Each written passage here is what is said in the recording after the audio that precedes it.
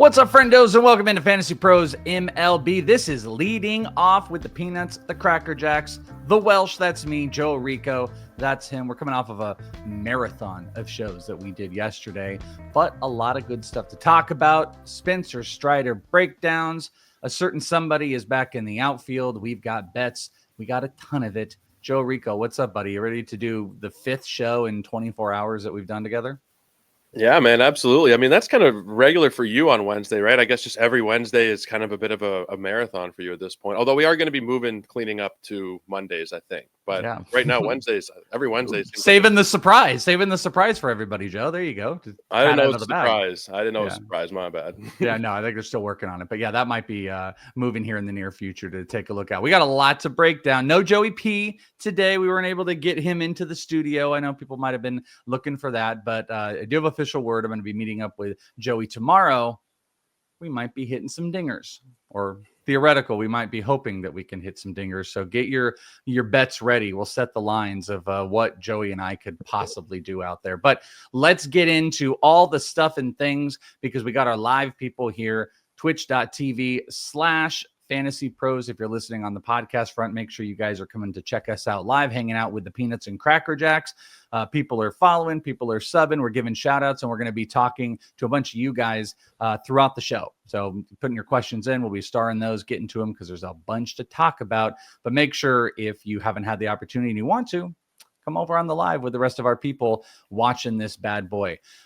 Quite a few things. Right at the top, I actually want to throw this out here. This isn't like the biggest piece of news relating to yesterday, but Brent Rooker is back in the outfield today. This is like the Mallrats bit. That kid is back on the escalator. Brent Rooker is back in left field. That makes twice this week, 3 times in the last week. And to all the people, on the very first time he was in the outfield, I tweeted about it. All the little negative Nancy's like, it's a day off. Suck it. We have 3. We are clearly making room for Nick Kurtz without question. 2 points in the outfield and left field is huge. Joe, I'm pretty excited about it. I also like to be right occasionally. So Nick Kurtz, probably in the very near future. I said yesterday on one of the shows we did, I feel like I'm going to just wake up one morning and he will be there and we're going to have everything set. I don't know what your take is on this, but you have to probably agree here that Brent Rooker in the outfield is just a foregone conclusion that Nick Kurtz should be up probably within days. Yeah, I'm not sure what they're waiting on exactly. It's like this, they're doing this every other game thing. On Saturday, he was in right. Sunday, DH. Tuesday game, he was in left. Wednesday, DH. And then today, he's in left again. So I'm kind of just hoping that they get this out of the way. I don't know why teams do this. I don't know if it's a service time thing. I'm not as locked into that side of it. But just get Nick Kurtz up to the big leagues. I think that would mean for the lineup that, Gio Urshela is probably going to come out of it, and they're going to do some shuffling that way. Well, if he came out of it, though, then someone would have to go to third base. They would probably have to. Isn't that the thought of Soderstrom going to third base? Didn't you mention that? Yeah, but they haven't even done it. They haven't even, he hasn't played a single game at third base. So, what's happening right now is Brent Rooker's playing in left. That's tangible. So he would go to left, Kurtz would go to DH, and Soderstrom would play first. That would be the current outlook. Andujar would probably, and they could short and strong side platoon, I suppose, if they want Kurtz and Andujar. Now, if we start seeing Soderstrom go play third, then I think that's what it is. I think that would make sense, but I don't know if they're comfortable. That's a big change, going from, catching in first for a long time to then trying to full-time move to third. That's why I think this one's a lot more tangible. And then you're just going to probably have Andujar making the bench or whatever it is. But Nick Kurtz should be out soon. This is a good one here. Whip saying homestand. That's my birthday. What a great birthday treat would be on April 22nd for the homestand for the A's. Nick Kurtz comes up. We all have a wonderful celebration. It would be awesome. So I kind of feel like it's going to be like Saturday. We're going to wake up Saturday and we're going to get Nick Kurtz out there. But the most important thing outside of it is just that we are getting even more confirmation. First one, everyone was like, Welsh. Second one, he did it. We're like, okay, he's in the outfield. Third time's a charm. Shame on you. That's what we would do. Brent Rooker making room for Nick Kurtz. And is this true? Let's see. Here's what manager Mark Kotze had to say. The beauty of the process will be that we're adding a bat that can have impact in the lineup. Oh, did they say it today? I mean, clearly we all know what they're doing, but Yeah. Nick Kurtz, get your Nick Kurtz shares in, pick them up. I imagine we'll have lots of Nick Kurtz questions on the show. It was Spencer Strider Day yesterday. He was welcome back. His first at bat was great. Struck out Bo Bichette, high inside fastball, low outside slider. It was classic stuff. But then everything kind of tapered back just a tiny bit. He ended up 5 innings, 5 hits, 5 strikeouts, 2 earned runs, a walk. His fastball had an absolutely absurd 30 swings on it. It's going to happen because he's a fastball slider guy. 90% of his pitches are going to be fastball or slider. But unlike the Spencer Strider we're used to, it had only 5 whiffs. So 30 swings, only 5 whiffs. That's a 17%. It ended up a 17% whiff rate on the fastball. The fastball touched essentially 98, but then the velo dipped all the way down to 93. And we had talked about on, I think, the Discord show and then a little bit on the live stream, it came back up, but then it came back down around 94-ish in the 5th. So my question would be, what's your takeaway? Is there anything of, tangible worry or excitement or buy? I think you could have a few people that are a little like, oh, his velo is down, and maybe there's some type of buy there. But I would say all in all, probably a solidly checked game for Spencer Strider. Yeah, we talked about this a lot yesterday. I didn't love the fact that the velocity did kind of dip. If you go on Baseball Savant, you can search in the game feed. If you know your way around Baseball Savant, it's pretty easy. You go to the pitch velocity section in the game feed. You can search by Strider, and if you look by inning, in the first, it was 96, 97. In the second, 95. In the third, you started seeing some pitches at 94. We even got a fastball at 93. So like I said yesterday, I'm not really overly concerned. His first start back, it's going to take him a little bit of time to get back in the swing of things. If we see him the next time out and the time after that sitting 94, then I'm going to start to be a little bit worried. But for now, there's no real massive concern. I mean, that's good. Then it's good that you're not there. I'm not there. I think it was a solid outing. You kind of would expect with that type of missed time that there might maybe be like, some velo adjustments. It was nice that he came back with it. You're pitching in AAA. He was probably just destroying guys with the slider. Every strikeout pitch looked like this, or the Strider he was throwing. But the slider was getting just a bunch of strikeouts. But he already, after that start, moved into I think it was like the 5th or 6th in the betting odds for Cy Young already, which is absolutely crazy. Wow. So I'm in on Spencer Strider. Everybody should have like a pretty good return as far as like wherever you drafted him. An interesting thing out of this as well, just as one more pickup from what we talked about yesterday, Chris Bassitt was amazing. He went 5, struck out 10. Are you buying in on Chris Bassitt now that you've had a little bit of time to sit on it? He threw 7 different pitches, which as a total equated to a 35% whiff rate. He was getting lefty. I mean, pretty interesting stuff out of Bassitt. He's had an insane early start. Are you selling at a little bit of a boost, or are you holding because you think this is going to stick? I think if you can sell him and get like a real increased return as opposed to what you would have got a couple of weeks ago, then I'd be exploring it for sure. I don't think that the numbers we're seeing so far are really that legit. The strikeouts for his career have been in the 22% range, like clockwork pretty much every year. He's 33% so far. Command was all over the place last season. Highest walk rate we've seen from him in like 7 years. And then this season, we're seeing it back in the 5% range in terms of his walks.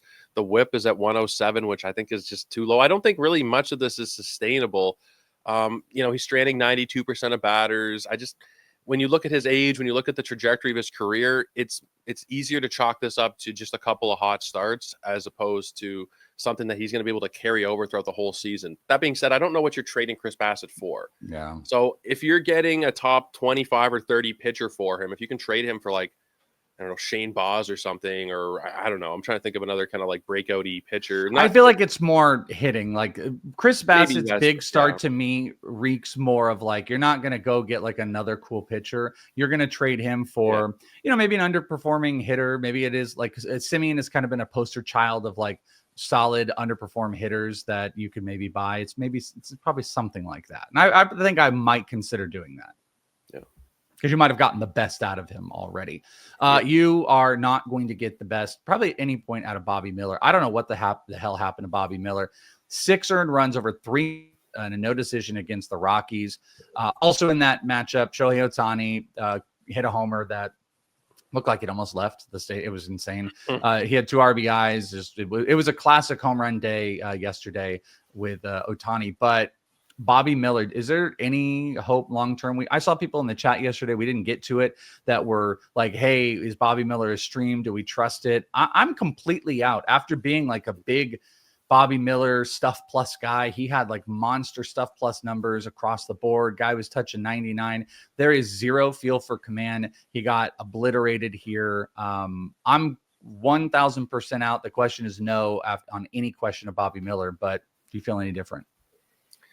I hate to say it, but I don't. Like, and the funny thing is the stuff is still great. It's 108. The velocity is still like 97 and change on his fastball. It's just, he gives up so much hard contact. He has, like you said, no real feel for where the ball is going. He couldn't hit the broadside of a barn half the time, it seems like. I was so into him heading into last season. I had him as like a top 15 or 20 pitcher. And I agree with you, Welsh, that at this point, there's not much hope. I don't want to fully give up because he's still so young, and there is still a chance that he's able to figure things out. Like, he's only 26. He just turned 26 this month. There's still a chance that he figures things out, but in redraft, I am fully out. I guess the question is, in dynasty leagues, are you also dropping him? Yeah, I'm out. Yeah, there is a chance, but it's as a reliever. He's holding back velo so he can try to, go 5 or 6 innings, and he's still hitting 97. Just get rid of that. Be a 1-inning guy, throw 99, throw 100. I'm done with it. He's young enough that things could change. Like, I'm totally open to that, but like, I have no interest in it. He's massively inconsistent. And I think you guys should probably get out from under if you were, especially all you guys that were asking, like, should I do Bobby? No, you shouldn't. And a little bit of selfish news. Just want to point out, how about Michael Toglia yesterday? Michael Toglia, jacking a grand slam. Everything looks absolutely horrible. But one thing, let's just put the pin in, that I've said is, watch if things start to turn. Then you want to jump back. At least if you care what I have to say about it. Because, again, the XBA was 240 last year. I think he's a 35 home run hitter. Everything looks absolutely atrocious. I'm telling you this right now. He's got a 47% hard hit rate, 47% strikeout rate. He's a 50% hard hit rate. That if you see him collect a few games, I would run to go pick him up, because that tide could start turning. But everything has been really bad, so don't go do it like right now. But he did hit a homer yesterday, which was really, really nice. Max Meyer allowed 5 hits, 3 earned runs, 2 walks, 8 strikeouts on the Diamondbacks. He went 6. Brandon Pfaadt also 5 hits, 1 run, a couple walks, and 2 strikeouts in a nice little pitching duel of a couple guys that you definitely are going to want to be getting out probably at any opportunity of who they're facing. Jackson Holliday, who we actually just had this big conversation about. Someone was asking us about dropping Holliday, I think, versus like Cruz. And I'd kind of leaned in to say, I think there's still some things that are working well in Jackson Holliday's favor. Hit a grand slam yesterday. Big one, 4 RBI, obviously, runs scored. He was only 1 for 4, but hit a homer. That was nice. This question has popped up. Nothing really to talk about, so I'm kind of burning through it. I saw someone ask this question, and this is fantastic. I've got 2 players for you, Joe, that we're going to play a little, are you ready to give up on these guys? Number 1 is a pitcher. Number 2 is a hitter. And someone in the chat's already brought up the hitter. But let's start with the pitcher. Number 1, Gavin Williams. Allowed 4 hits, 5 earned runs, walked 4 over 6 2/3 against the Orioles yesterday. And it's not to say that he's just like a drop or anything like that. But we've been very questionable about how that spring training has moved over to here. That's another bad outing, really bad on the walks. We're not seeing the strikeouts. We're not seeing good stuff, and it has been inconsistent the whole year. Are you ready to give up on Gavin Williams? To these people that are like, hey, would you drop Gavin Williams for Jose Soriano or for this streamer? Or are you going to hold on to Gavin after that start? No, I'm fine to move on from him. If you're playing in deep leagues, AL only 15 teamers, I would still hold on for now. But most of you guys are in 10 or 12 teams, Yahoo standard leagues, ESPN, CBS. There are so many good players on those waiver wires for the most part.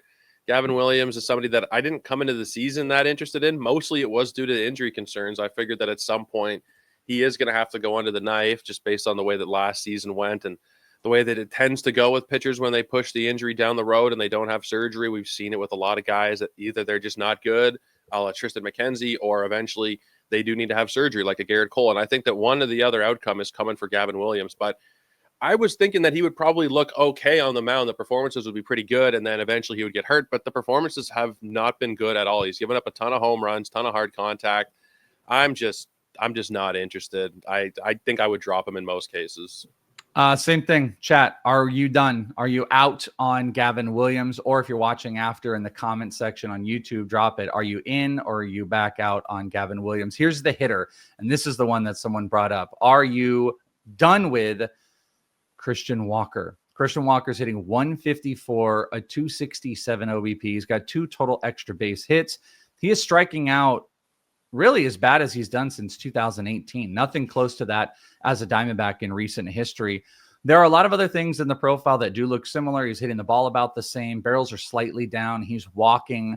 BABIP is down, but everything has been bad. So are you ready to give up on Christian Walker? Because dang, do I see that a whole bunch. I'm not there personally. I understand the want to. If you look at the 154 batting average, he's done not a hell of a lot for you this season. But if you look below the surface, he's always been a massive barrel rate, massive hard hit guy, and those numbers are still intact. They're not quite what they were last season, but he's still 9.5% barrel rate, 45% on the hard hit. The strikeouts are a little bit concerning. But considering the talent that Christian Walker has, I would think it's still too soon to give up. Now, with all the hot first basemen that are out there on the market, it'd be kind of a tough one if you're seeing Ben Rice out there, maybe even Jonathan Aranda, Spencer Torkelson. It would be tempting to want to move on from Christian Walker, but I think Christian Walker is essentially like Matt Olson, Pete Alonso light. I know that that's probably not a popular take, but his hard hit data, his batted ball metrics are very similar to those two guys. Yes, he's dealt with a couple injuries. He's older than they are. But I think you're still probably looking at 25-plus home runs. The Crawford boxes are going to be something that he takes advantage of throughout the season. It's still a good lineup. I think if you cut Christian Walker now, you're going to be kicking yourself for it within the next few weeks. I agree. I completely agree with that. I'm a lot more comfortable moving Gavin for streamers. I cannot let go of Christian Walker. I understand 10-teamers are in a little bit of a different situation, but I think the hitting profile just still looks like Christian Walker. He's really underperforming as well. Fastballs and breaking pitches are closer to like a 250 average on the expected side, where he's hitting under 200. So I think Walker's going to get back. Hopefully, there's only 4 billion first basemen you could choose from, that you could put someone else in there and get him going.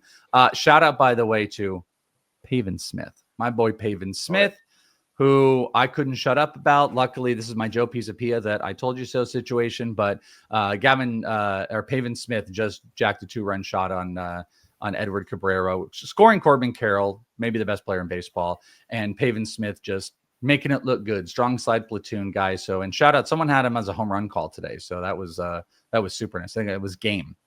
Yeah, I Pavin added Smith him. homer. Added him in a ton of fab leagues because it's 6 right-handed pitchers this week, and so far so good, man. Couple of home runs yesterday and today. Yeah, so I did say solo shot because I know Corbin. Yeah, solo shot. Corbin looked like he ended up scoring. So we're not watching. We're doing the show here, but 2-0 Diamondbacks. So go D-backs on that one. So Gavin Williams, Christian Walker, comments on YouTube. You out, you holding. We got some of the dudes in here. Quick on the rookie Lookie, and then I want to see what the audience has got going down. I'm only doing this because he's in the minors. This is more of like a down on the farm, but we just talked about this yesterday. David Bednar, the earliest inning of relief in AAA, and he's been really good. And it looks like he might be on the precipice of coming back up. He has not walked anyone, I believe, in like 5 outings. At 5 innings in AAA, he hasn't walked anybody. So he might be coming back soon. And I do think if they bring him back up, they'll throw him into that closer role. Actual rookie lookies, we've got Edward Caro is getting the call up from the White Sox, hitting 333 over 15 games in AAA. I had actually talked about this and wrote about this, that like Kyle Teal was off to this hot start, but he tapered down. Caro came up, and Caro's got a longer history of working in this organization. So I'm really not super surprised about it. So Edgar Caro's there. I think he's maybe a 2-catcher type of guy that you could look at, probably nothing more. Anything on Caro for you, or a White Sox catcher? I don't know if you play in a lot of 2-catcher leagues. I play in mostly 2-catcher leagues. I'm mostly an NFBC guy. I'll take a look this weekend. There are a couple of leagues where I'm still waiting on Tyler Stevenson to come back, and a couple of leagues where I'm generally kind of a punt catcher guy. So I'll take a look, see how he does in these first couple of games, and probably put in some modest bids on Sunday. I talked to earlier in the week, or maybe it was last week, but with the Justin Steele news, Cade Horton, I said, has got to be on your radar. Cade Horton struck out 6, allowed 1 run over 5 innings on Wednesday in AAA. I think that could lead up that if you want to talk about timeline, so what was that Wednesday? He could be a guy that could come up over this weekend to start for next week or very, very soon. Be on the lookout for it. He's been really, really good. Cade Horton might be a pickup if you want to be sneaky. And in the non-Nick Kurtz world, Kobe Mayo. Kobe Mayo was kind of Nick Kurtz last year. He was just destroying the world and everybody wanted him to come up. 3 for 5 yesterday, 3-run homer for AAA.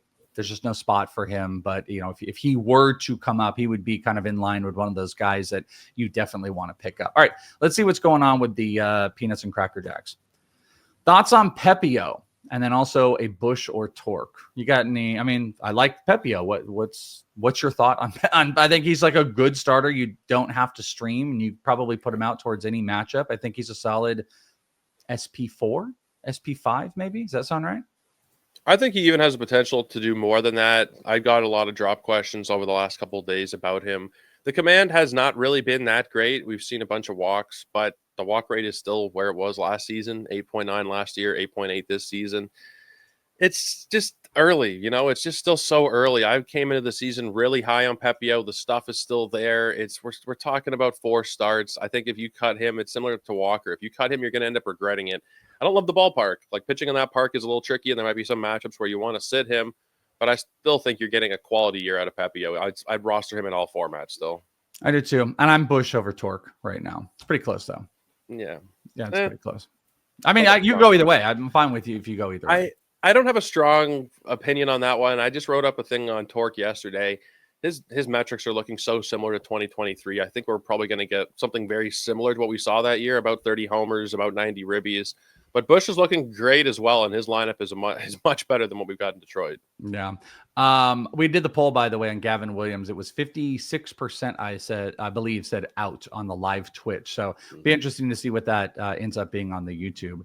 Rank Bassitt, Lodolo, Mize. What do you got? Mize, Bassitt, Lodolo, I think. I think that's the way I would go. Think I agree. Lodolo is really weird for me right now because he's changing from like, I'm not a miss bat type of guy to kind of doing like what Hunter Green is doing. I wouldn't be surprised if Lodolo is over Bassitt, but I'm going to go with the same exact order. You and I are like just Mize guys.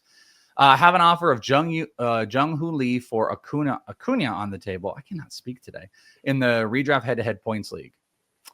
Whatever side is the Acuna one, that's the one that you want.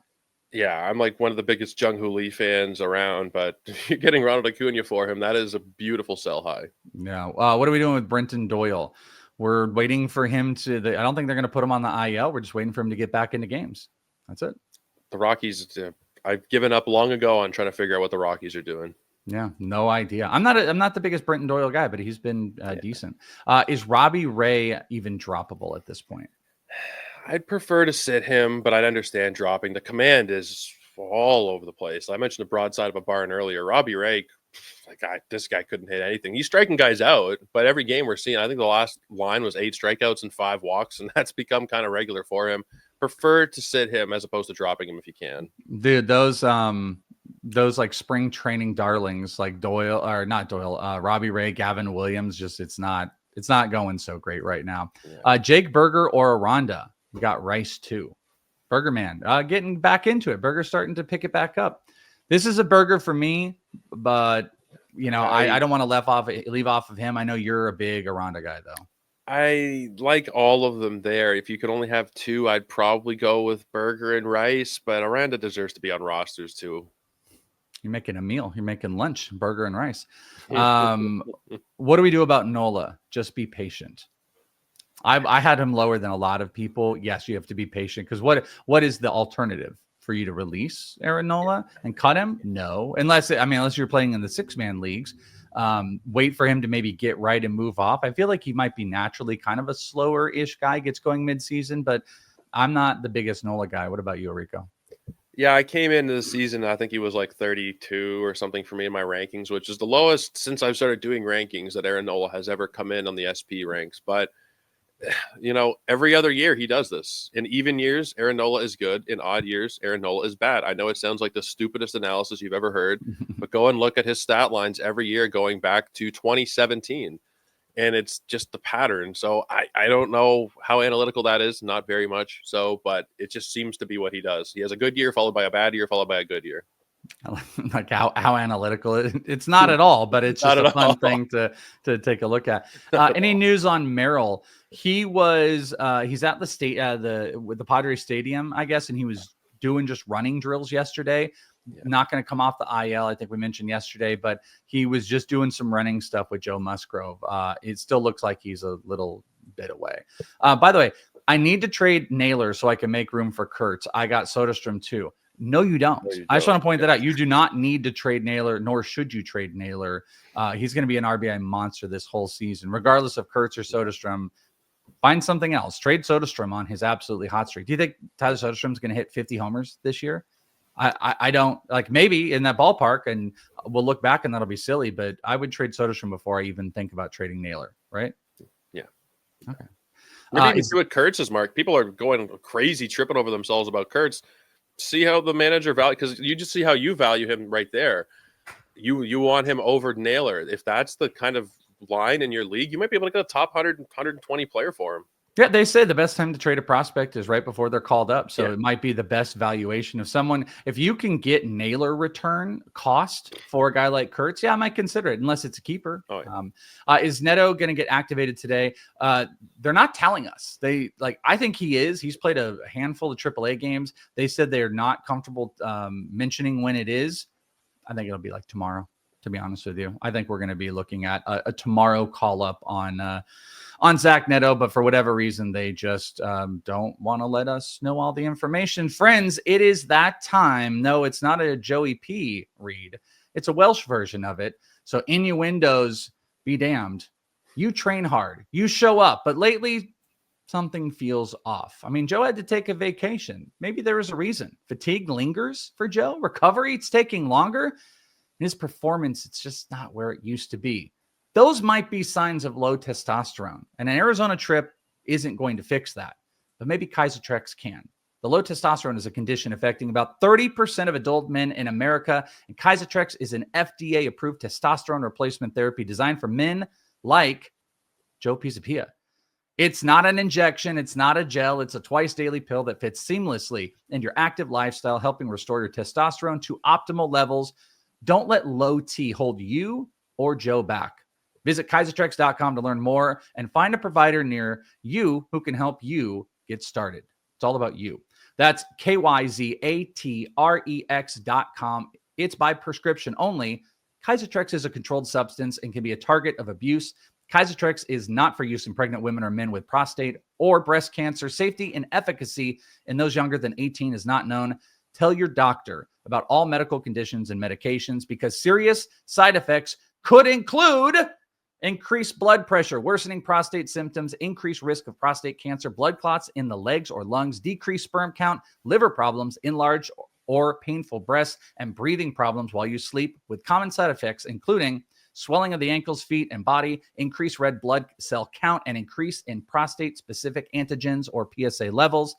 PSA is a test used to detect prostate cancer. Report these symptoms to your doctor. Call your doctor to learn more about Kaisertrex. For questions or more, visit www.kaisertrex.com or call 1-833-949-5040. I couldn't say like hard hit ball, and I was able to do all the side effects there for whatever reason. I was stumbling over myself all this morning, but apparently I could read about enlarged breasts and antigen levels. So there you go, friends. Just trying to hold myself back the whole time looking at the chat. Well, I didn't even see the low T Joe. I'm capital L Welsh and low T Joe. There you go. Those are your new characters. Callie, I think we got something we can work on here. Poor low T Joe. Don't worry. Kaisertrex is here. I'm digging the slow, soft Kaiser. Yeah, I do it a little different than Joe. So there you go. Shout out to Kaisertrex there. All right. Let's keep jamming and rolling. Where were we? 3 up and 3 down. Cal Raleigh hit 2 homers against the Reds yesterday. Chris Bassitt, as we mentioned, struck out the 10. Patrick freaking Corbin dominated. He looked like Clayton Kershaw. Went 5 1/3, struck out 6, had Mike Trout just staring at whatever the hell he was looking at. Dude, it's the meme. I think I text you this. That meme out there that's like, whenever I bet US dollars on bop, bop, bop, that's me with Patrick Corbin. Every time I bet on Patrick Corbin, I'm like, he's going to get obliterated. He is elite. And then the next start, it's just boom. I don't. Are you going to fall for that at all? Are you going to fall for Patrick Corbin? Tyler Mahle or Patrick Corbin? If I had to pick one, Tyler Mahle. I mean, I'm never taking Patrick Corbin. Unless we're hopping in the DeLorean going back to 2019. I'm not taking Patrick Corbin. And I forget if it was on Leading Off or which show it was yesterday, but I said if it's the hits, if it's the runs, if it's whatever, bet against Patrick Corbin. And then there you go. That's baseball. Dude, I thought Patrick Corbin was pitching 2 days ago. Then he was pitching yesterday. Just Patrick Corbin looked great. I'm not going to fall for it. That's definitely a fool me once, shame on you type of thing. We're not going to do the Patrick Corbin thing, but I'll admit he looked pretty good. He had the one Patrick Corbin used the kite trick. The Mike Trout at bat was so crazy because Mike Trout watched like a 92-mile-an-hour fastball go down the middle on a 3-2 count. So he was clearly looking for he just had these guys all mixed up and he was throwing for strikes. It was pretty crazy to watch. Maybe if Corbin's going up against a lesser of a lineup, I don't know what the schedule looks like. Maybe he would be a streaming option.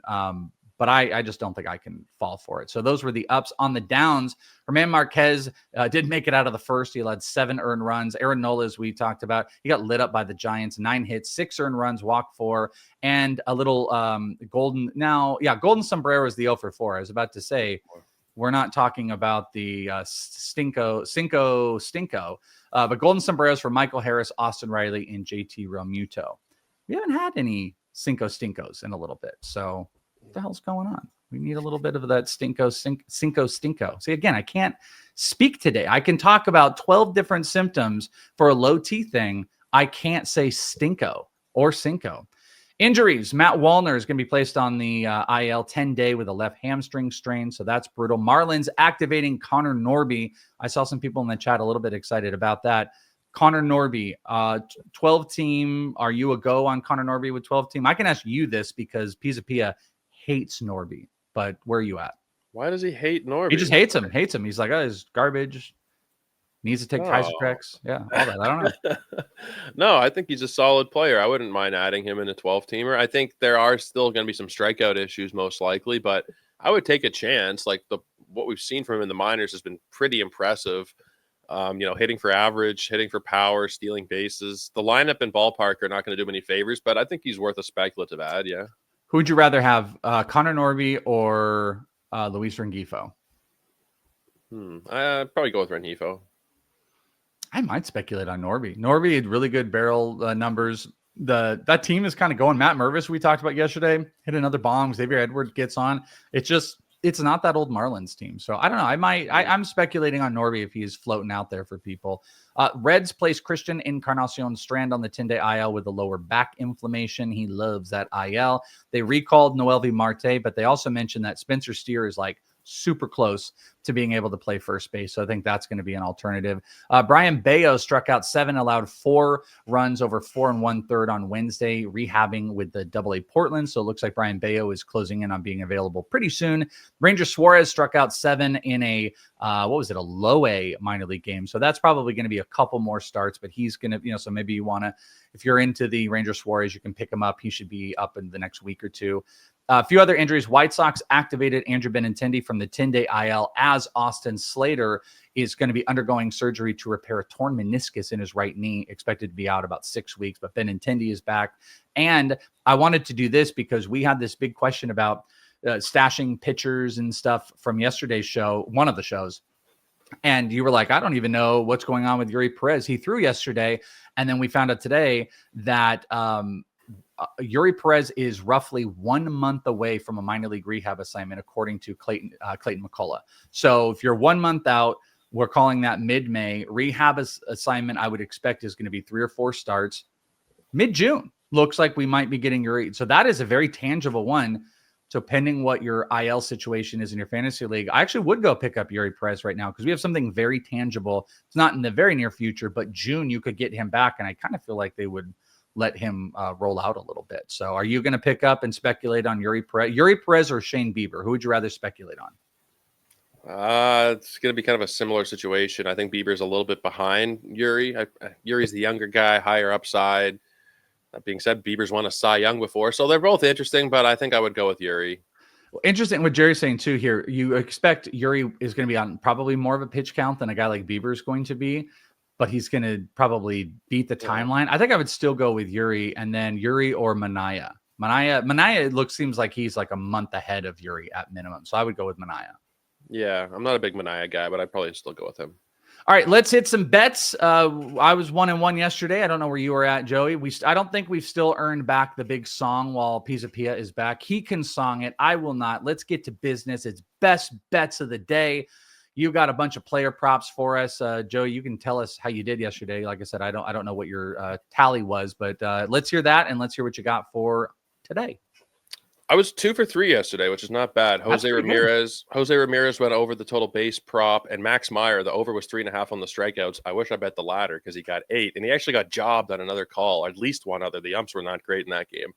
And then Lawrence Butler did only have 1 hit. I bet the over 1.5 total bases, but he stole a couple bags too. So if you start him in fantasy, we'll take it. I know that's not what the point of it was, but we'll move on to today on a bit of a hot streak. Pete Alonso over 1.5 total bases. Plus 150. He has 3 consecutive multi-hit games. This line feels pretty nice for Pete Alonso today. I don't know why it's so high. He's been like red hot. One of the reasons Palante's been pretty good, and he's a massive ground ball pitcher. That's actually, I'm going to be talking about that here shortly. So I would expect that maybe has something to do with it. Like you're talking like 70% ground ball he's running right now. But still to that, I kind of agree with you. Alonso has been super hot. And when the ball travels, 2 bases are usually in tow. Yeah, for him, 2 bases, it's pretty easy to come by, especially recently. And then the other total base prop I'm going with is Junior Caminero going up against Will Warren in that little tiny ballpark in Tampa Bay. Will Warren has not been so great so far, walking a lot of guys. He's got a 5.14 ERA. Just haven't been that impressed. Junior Caminero over 1.5 total bases, also a really nice number at plus 140. And then a little bit of a safer bet, still plus money, but this one is also a line that I don't really understand. Emerson Hancock, who has been brutal when we've seen him in the major leagues, going into Great American Ballpark to face Cincinnati, and the line is at 2.5 runs, and you're getting plus money on it. This one might go over in the first inning. Yeah, well, this one's going to happen like pretty immediately here. So I actually I'm on the Reds for the first 5 run line on that. I think that's like, it's like going to start in like 2 minutes as we're going. So that'll be for live people betting that are watching the show live on Twitch. We'll get to see what the results are pretty quick for the YouTube side. I agree with you on that. I'm not a Hancock guy. On my bets for today, I'm going with the A's first 5 run line. So that's just to be up by a run. It's plus money. It's going up against Davis Martin. The A's offense has just been just absurd. I love Rooker in the outfield, Butler heating up. I love that top 5 of the lineup. It's been such a big boost. And then you add Kurtz, it's going to be great. That doesn't matter for this. Davis Martin, he's had 1 big blow up game. I think the A's are going to get to them. First 5, they'll be up by a run, and that is even money, which I like. And then Andre Palante, as mentioned before, 4.5 on the strikeouts. We're going with an under too. I know a lot of people associate me with overs, rightfully so.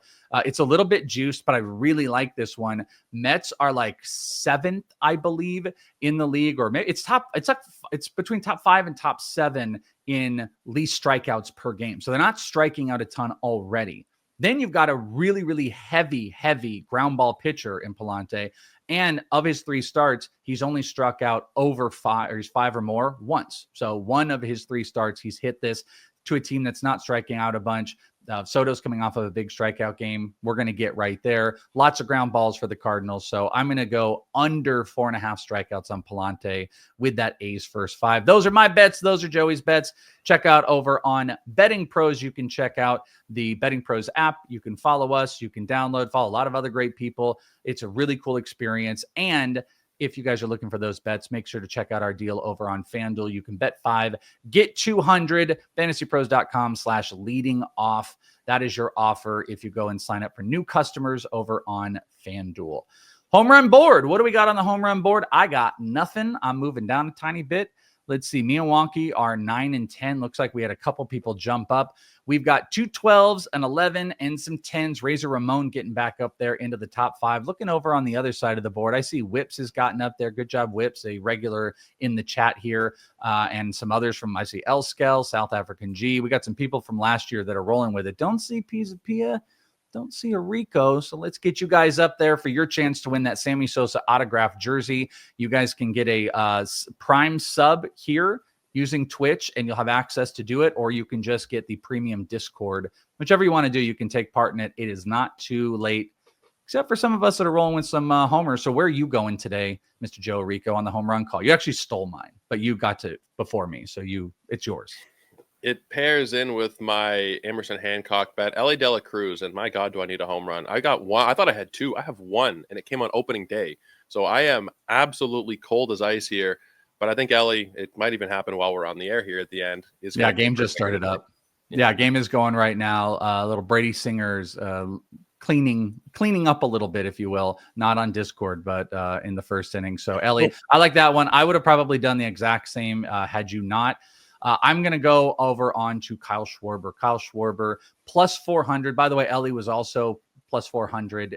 So 4-1 on FanDuel if you did end up wanting to bet it. He's the number 1 in that game. I got a little Chris Sanchez action happening. So I am hoping Kyle Schwarber is going to get me going, get me up to 9, trying to get to double digits, trying to get a little bit of room before Joey P comes back. All right, friends, that is it. Thank you so much for hanging out. Shout out to the people with the new follows. Would remind everybody again on the Twitch side, we are so close to the April sub goal. We are 11 away. We want to get to 100 in April. Let's do that. Plus, I don't think we're going to hit the 1,000 followers, but you know what? Crazy things can happen. Let's get to 800 so you can freely follow, or you can get a sub or use your Amazon Prime to do that. For you guys on YouTube, you want to watch live, come down and do it. Plus, also mention, I don't think I mentioned this before, over on the YouTube side, youtube.com/FantasyPros giveaways. Any of the videos we have, we did waivers, we did trades. We've got more giveaways for you. Nico Horner autographed jersey just by subscribing to the YouTube and then making a comment. So if you guys are watching on YouTube right now, make sure you're subscribed. Any comment on any video for this month, you will be entered. So go and run and do that. Go win some stuff. Joe Rico, let's get out of here. We got baseball a toe. We're coming here for Friday. Maybe some surprises here for tomorrow. Joey P's in town. So make sure you guys are locked in and join us for the Friday show. Shout out to Kelly, Kelly on the 1s and 2s. I got to get out of here. I literally can't speak. I'm done. It's been too much. Let's go. Have a great one. Fantasy Pros MLB leading off. We're out of here. Peace. Good Lord. I was going to pick O'Neal Cruz. He just hit a homer too. Oh, I was going to pick O'Neal. I need to take a break. I can't talk, Joe. Say something. I need a home run. What's going on? I haven't had one in 3 weeks. This is nuts. Oh my God. Elly better go yard, man.